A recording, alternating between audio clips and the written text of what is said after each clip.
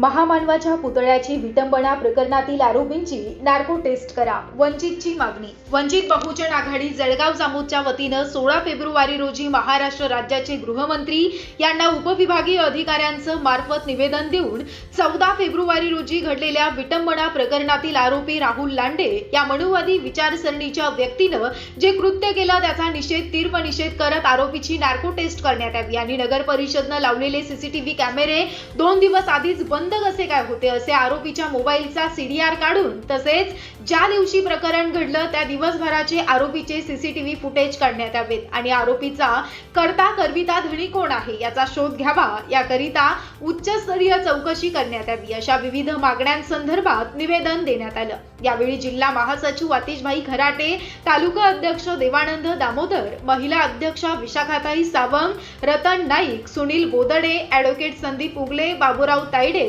अरुण पारवे, नगरसेवक डॉक्टर सलीम शेख, सुनीता हेलोडे, प्रशांत अवसरमोल, भारतीय बौद्ध महासभेचे तालुका अध्यक्ष जगदीश हातेकर, उत्तमराव वानखडे, विजय तायडे, आजम कुरेशी, मंगला पारवे, सोनम वानखेडे, गुलाबराव आठवले, सुदाम गवई, अमोल तायडे, संतोष भारसाकडे, साहेबराव जाधव, संघपाल गुडचळ, रोशन तायडे, अक्षय वाकोडे, नारायण पवार, गौतम पवार, नरेश पवार, भास्कर भगत, प्रमोद कोकाटे, अत्ताउल्ला खान यांच्यासह वंचित बहुजन आघाडीचे पदाधिकारी, कार्यकर्ते, महिला आणि पुरुष मोठ्या संख्येने उपस्थित होते।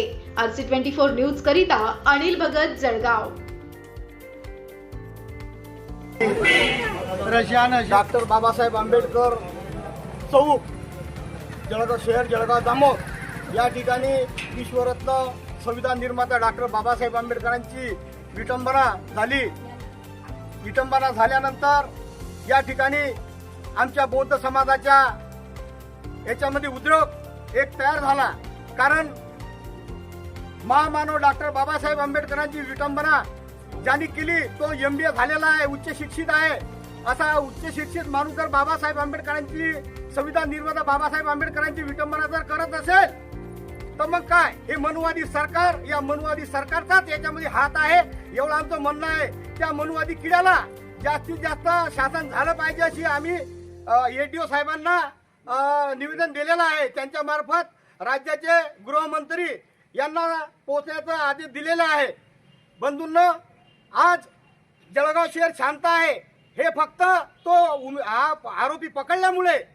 जर पोलीस प्रशासनाचे आम्ही आभार मानतो याच्यामध्ये की त्यांनी तत्काळ आरोपीला पकडून आतमध्ये टाकलं, नाहीतर हा उद्योग हा भयानक उद्योग झाला तर पूर्ण महाराष्ट्रामध्ये पेटला असता।